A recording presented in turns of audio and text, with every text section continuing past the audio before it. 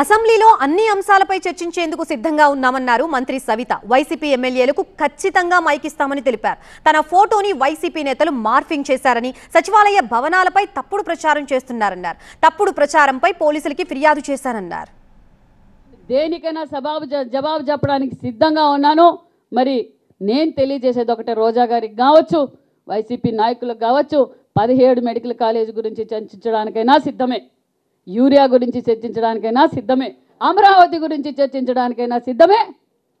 మరి పులివెందల్లో బాబాయ్ గొడ్డలిపోటు గురించి చర్చించడానికైనా సిద్ధమే. అంతేకాకుండా మరి మిడతల రజనీ గారు కూడా మాట్లాడుతున్నారు. అమ్మ, మీరు కూడా మంత్రిగా పనిచేశారు, ఇంకొక ఆమె కూడా మంత్రిగా పనిచేశారు. మరి మీ డిపార్ట్మెంట్లో వైజ్గా